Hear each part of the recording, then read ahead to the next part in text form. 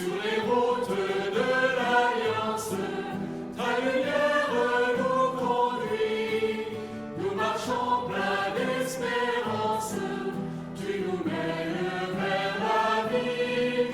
Tu nous mènes vers la vie. Dans l'évangile d'aujourd'hui, le Christ nous dit « Abraham, votre père, a exulté, sachant qu'il verrait mon jour. Il l'a vu et il s'est réjoui. » Je vous avoue que la figure d'Abraham a longtemps été pour moi une figure mineure. Je suis chrétien, je me rattache donc à Jésus-Christ. Je connais évidemment depuis longtemps l'expression Dieu d'Abraham, d'Isaac et de Jacob. J'ai appris l'histoire du sacrifice d'Isaac, que j'ai longuement médité quand j'étais adolescent, puisqu'il est en bas-relief sur l'autel de la chapelle du Saint-Sacrement à Saint-Louis. Mais pour le reste, Abraham ne me parlait pas trop. Que les Juifs, et Jésus avec, descendent d'Abraham, cela me semblait très bien pour eux. Mais moi, cela ne changeait pas grand-chose pour moi. Le premier des croyants, pour moi qui suis d'une famille de croyants depuis des générations, cela ne signifie plus grand-chose. Et puis j'ai redécouvert cette figure, en prenant conscience qu'il est à la charnière entre l'humanité païenne et le monde de la foi. En cela, il est effectivement le premier des croyants, au sens où il est le premier qui fait confiance à Dieu, au Dieu que nous connaissons sous le nom de Dieu d'Abraham, Dieu de Jésus-Christ. Mais il n'est pas un premier très lointain. Il est, et ce fut toute ma découverte, un premier très proche de nous. Historiquement, on ne sait pas grand-chose de Monsieur Abraham, les exégètes s'en étant donné à cœur joie de tout déconstruire, si bien qu'ils ne peuvent plus en dire grand-chose.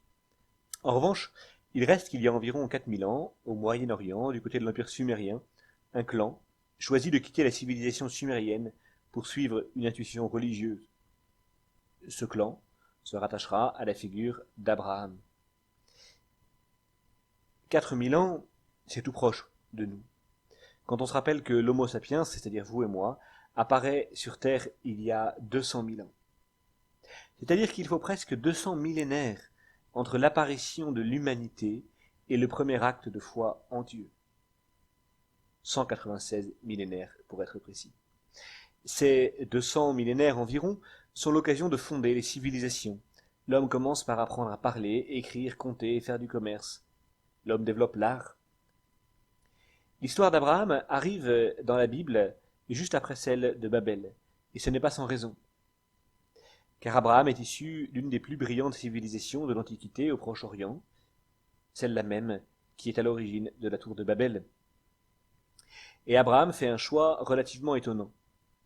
Plutôt que d'être attiré par ce monde qui rayonne de technologie, de science, d'art époustouflant, dont les restes nous fascinent encore aujourd'hui, Abraham part au désert.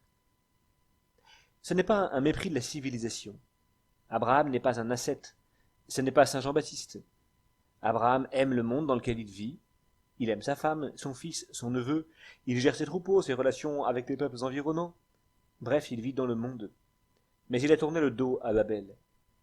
Et dès lors, l'histoire de tout croyant sera le refus des idoles. Non pas refuser la science et la technique, mais refuser d'en faire une idole.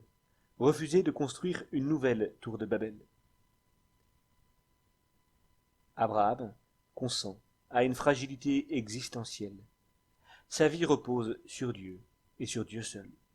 Sa vie repose sur la parole que Dieu lui a dite. Une parole scellée dans le sang par un sacrifice étonnant, où Abraham voit une torche enflammée passer entre les chairs des animaux qu'il a immolés. Abraham consent à une fragilité existentielle. Cette fragilité n'est pas à vain mot. Abraham est un homme qui aura peur, au point de mentir sur son mariage pour ne pas être mis à mort. Abraham n'avance pas avec des certitudes toutes faites. Il consent à la fragilité. Il est ainsi d'une touchante humanité pour nous.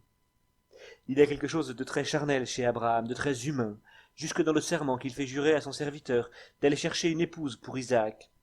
Il demande à son serviteur de prêter serment en posant la main sur sa cuisse. On sent là toute l'angoisse d'un vieillard. Si vous avez déjà senti la main d'une personne âgée s'accrocher à vous tant que vous ne lui avez pas promis de faire ce qu'elle vous demande, vous comprenez ce qu'a vécu Abraham. C'est cet homme-là qui a exulté en voyant le Christ, nous dit Jésus dans l'Évangile. C'est finalement un homme bien de chez nous, de chair et de sang, un homme moderne en son temps, qui a fait le choix de fonder sa vie non sur les certitudes d'un monde fascinant de technologie et de puissance, mais sur l'incroyable promesse de Dieu, et qui a consenti à avancer uniquement dans la foi et par la foi. C'est lui qui nous est donné en modèle à quelques jours de Pâques, alors que notre propre foi est bien ébranlée, tant par la crise que l'Église a traversée ces dernières années que par la souffrance de notre monde actuel. Devant tant de certitudes qui volent en éclats, il ne nous reste que le crucifié, en qui nous pouvons mettre notre assurance. Regardons-le, comme Abraham, et exultons.